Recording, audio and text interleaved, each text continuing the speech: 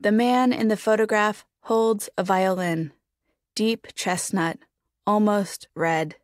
He laughs, luminous, looks right at the camera, violin in one hand and bow in the other, a blue and gray plaid shirt, a gold wedding ring lit up by the flash. His hair, what's left of it, white. It was Howard Scott's 87th birthday, the newspaper story said. His family threw a party at the assisted care facility where he lived in Lacey, Washington.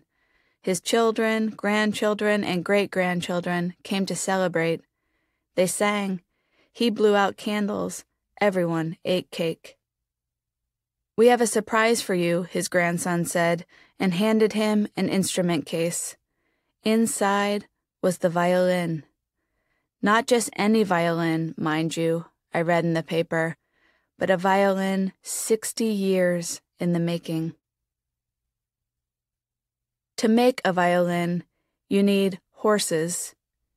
You need elephants, cattle, tortoises, snakes, abalone, whales.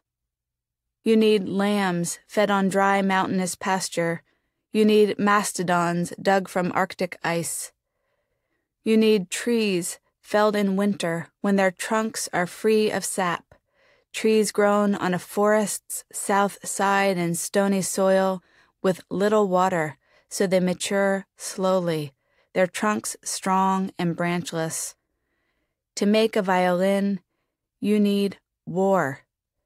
It is said Antonio Stradivari's most beautiful instruments were built of maple sent from Turkey to Italy, intended for oars that would row Italian warships. Because they were often at war with the Italians, the Turks sent wood with uneven grain, wood they knew would crack and split under the weight of water. But when Stradivari saw the curved wood, he knew he could make it sing. People used to believe photographs captured something material from the person standing in front of the camera. They thought it worked like this. Sunlight bounced off the body and onto the photographic plate, and when that light traveled from body to plate, it carried a physical element with it, a trace, however small. Photographs were like icons, they thought, like the story about the woman so moved by the sight of Jesus falling under the weight of the cross he was carrying to Golgotha that she pushed through the crowd, past Roman soldiers, to reach him. With her veil, she wiped Jesus' face. Some call her Veronica, a name that comes from the Latin words vera, true, and icon, image, because in return for her tenderness, Jesus granted her a portrait. On that cloth, in blood and sweat, she found an imprint of his face. I called information and asked for the telephone number of a man named Howard Scott in Lacey, Washington. "Hold, please," the operator said, and then a recorded voice told me his number. I dialed, the phone rang, a man answered. "I read about you in the paper," I said. "Don't believe everything you read about me," he said. I told him my name, explained why I was calling, asked if it might be okay for me to write about him.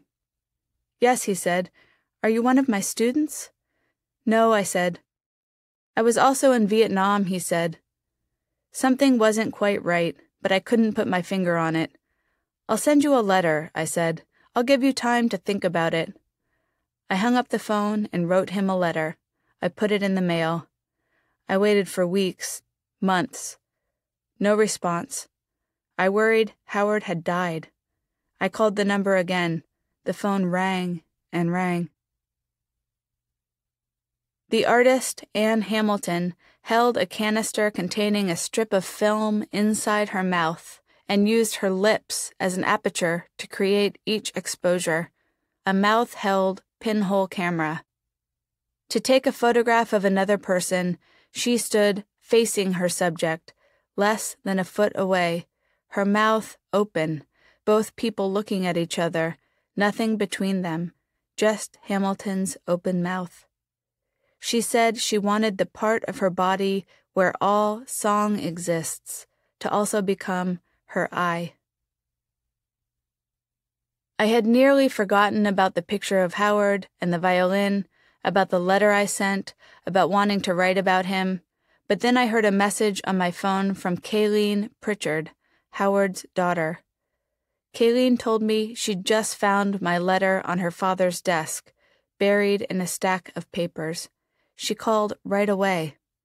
Months ago, she'd been going through boxes of her parents' files and letters. They'd saved everything: ration stamps, brochures, newspaper articles, letters to the editor. Her mother, Ruane, had died a few years back, and Kayleen wanted to put her parents' things in order, tell their story before it was too late. But she felt overwhelmed. I said to the universe, "I need someone to help me," she told me.